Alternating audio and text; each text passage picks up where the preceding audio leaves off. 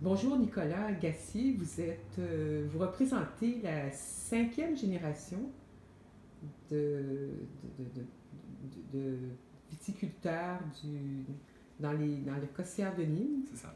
Alors parlez-nous un peu brièvement de cette histoire familiale, de cette propriété qui produit maintenant des vins bio. Oui, alors l'histoire remonte à 1940. Oui. Donc mon arrière-arrière-grand-père Joseph Torres faisait du vin en Algérie à l'époque. Et après la défaite de 1940, il a voulu s'acheter un petit vignoble en France au cas où sa famille se faisait expulser d'Algérie. Et il a pris un bateau, il est allé dans le Rhône et il a cherché un vignoble qui se trouvait suffisamment loin de la mer pour ne pas avoir à souffrir des problèmes d'humidité, mais quand même assez près de la Méditerranée pour ne pas avoir de problème de sécheresse. Puis là, votre père a repris en fait en 92 en fait. C'est ça. Votre père qui travaillait aux États-Unis, qui a rencontré votre mère aux États-Unis, bon, il a repris en 92. Et qu'est-ce qui s'est passé à partir de ce moment-là? C'était un challenge parce que il est arrivé avec une entreprise où les chiffres étaient dans le rouge. Oui. Et il est venu avec sa femme et ses 3 enfants à nourrir. Et du coup, il a dû travailler. Mon grand-père lui a montré un petit peu comment ça se passait au domaine. Et il a pris un autre travail en même temps dans une exploitation d'export de vin qui s'appelle le domaine Bernard. Alors, on a oublié de mentionner, en fait, le domaine, c'est le château de Nage. C'est ça. Qui est au Québec depuis combien de temps, à peu près, les vins sont au Québec? Ça fait 20 ans. Du coup, ça nous met en 1998. Alors ici, on a 3 vins qui sont représentés au Québec. On a le vin blanc, en fait, c'est le Joseph Torres, ouais. qui est à base de Roussanne, à 65%.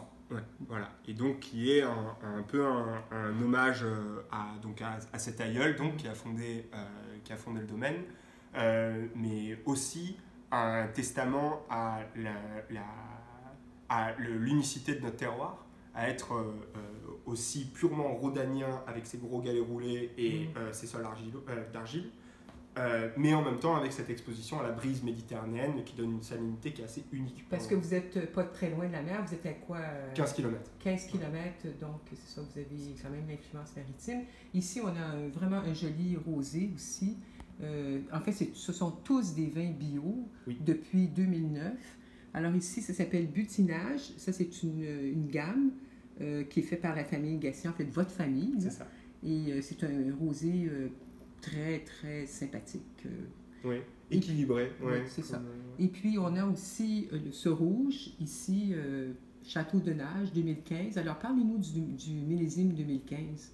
Alors, c'est un millésime qui est connu dans le Rhône pour être excellent. Et la raison pour ça, c'est que c'est un millésime qui a eu très peu de précipitations, donc avec des rendements qui sont bas. Et les rendements bas, c'est excellent pour le grenache. Et le Rhône Sud étant principalement grenache, ça a très bien marché pour l'ensemble de la vallée du Rhône. Donc nous, dans notre cas, sur notre saison, on a eu 2 jours de pluie. Et donc ça a fait des rendements qui étaient extrêmement bas. Est-ce que vous pouvez en dégustant, est-ce que vous pouvez nous parler un peu de ce vin qui est à la SAQ et puis je ne sais pas à quel prix il est, là, il est au prix de... il est à 18,95 18,95 en SAQ. Donc en fait,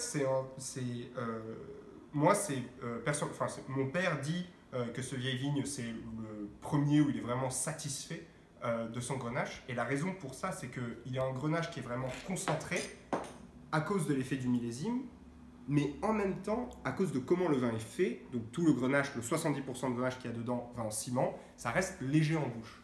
Donc on a cette concentration aromatique, mais en même temps cette légèreté, cette acidité et cette minéralité méditerranéenne qui en font un vin qui est excellent pour accompagner des repas, mais qui peut aussi très bien se boire tout seul. Alors, à votre santé! Et au plaisir de vous revoir, Nicolas. Un plaisir, merci de nous avoir rendu visite. Merci à vous. Au revoir. Au revoir.